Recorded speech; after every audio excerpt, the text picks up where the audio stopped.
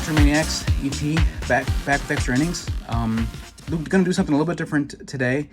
I've been watching a lot more videos of people organizing their collections and like how they eBay, all that sort of stuff. And because anybody who's watched our videos knows, you can look at the background, my background. You can see a lot of stacks of boxes, that sort of stuff. It looks disheveled. My bookshelf on to over my right shoulder looks all disheveled and stuff like that. But when it comes to my eBay inventory, I think it's very important to keep it organized, because you need to be able to ship quickly. You need to be able to find what you need to be able to make sure that you have what you're selling and all that sort of stuff. So I keep my eBay inventory very, very organized. You can see it right here in front of you. This is the entirety of my eBay inventory, except for a couple things I have in my card show boxes. When it comes to those items, they're either slab cards, which they're easy to tell, very different from these, and I put them in a team bag. I'll put something that's in a top loader in a team bag. So just so I can say, hey, I can tell myself, hey, this is one I need to pay attention to. If somebody picks it up, I need to take a photo of it or delete it out of my eBay account right away. So I just wanted to kind of go over this. This probably doesn't surprise a lot of people. There's probably a lot of people who use this method, but I like it.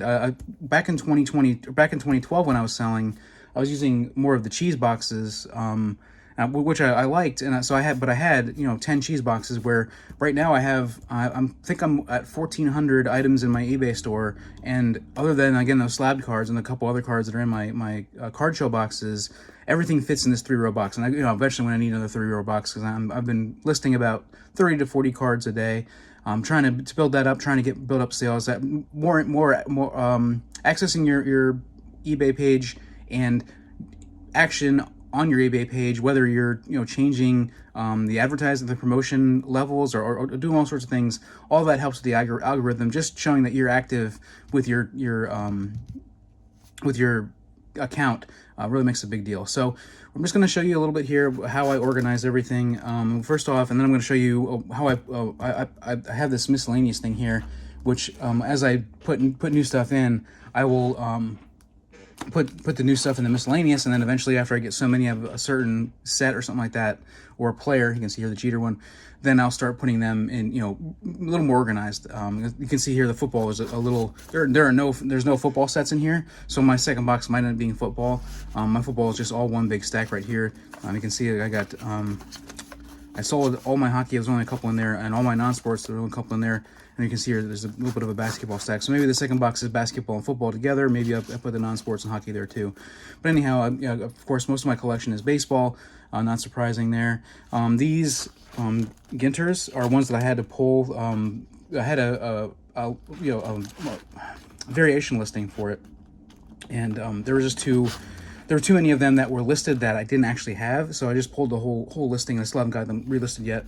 I do use things like this, the top loader thing, to help with spacing. You can see I got one of the big ones here. It's got a couple of these Flair or circa 96 packs in them, and of course I can use these to help as well. So anyhow, that's how I keep things from sliding around too much. I move this box around.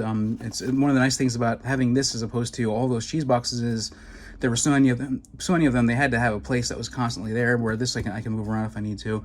On the left here, you can see all of my things from the 2024 Big League, 2024 Bowman. You can see I have a bunch of those left, and 2023 higher number. But then back here are all the cards I have left from. All the hits that I have left from the Cases project. So you can see I sold most of my Series 2, sold most of my 2023 Bowman, most of my 2023 Big League, and most of my 2023 Topps Series 1.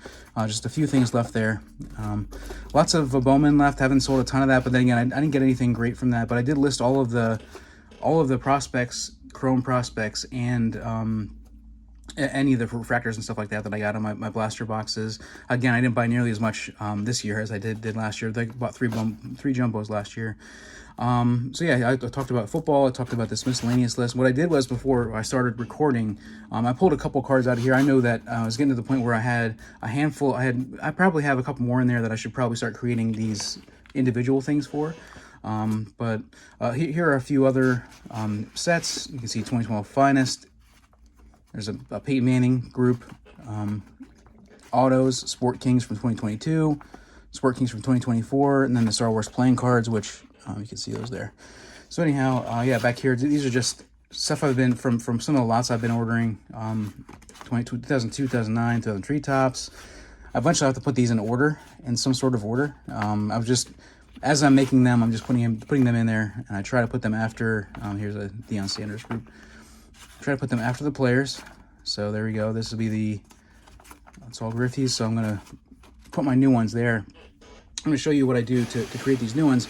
Regular index cards stick out over the top. So what I do is I take ones that I've already cut, use them as a guide. I have two other ones here, and I just clip the top off of them. It's pretty simple. I mean, not difficult to do, and this allows me to keep them in there. Let's see here. Would have been uneven cut on that one. So there you go. And now they'll fit in, and you can put a box top right over top of it, and it's gonna be no problem. So let's see. I have a couple here. I did not bring a pen. And I just use a regular G2 ballpoint pen, gel pen. I have 2011 Bowman and Chrome. And so that's going to go right in that space there. Put the cards in front of the index card. I can go right there. And there's one down. And then I will put the next batch in. These are 2011 Topps Chrome. And again, I've been watching a lot of videos, just trying to pick up tips and seeing how people do things, whether they do it differently than me or similar to me. And I'm really enjoying it. It's been a lot of fun. I also have these Topps Holidays. You can see I got one of the short prints, Chris Bryant with wearing the hat, a couple metallic cards. I've also got this Fleer Game Time. Got a stack of those. Picked those up at the local shop. Just some stars. I've sold a couple cards out of that. Not a super popular set.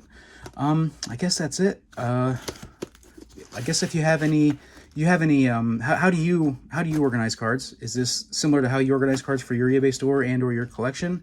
Let me know. Oh, just one of the things I wanted to talk about, I forgot to talk about, was when for 2012 Gypsy Queen, they had a lot of photo variations where, for instance, the one card you saw there, CC Sabathia has two different cards. One, he is both pitching, but in one of them he's wearing pinstripes, and so there's the pinstripe variation. So what I do is when I have variations, I'll throw them in the team bag. That way I can easily find the variations. So I think that was it. That was maybe the last thing that I wanted to say.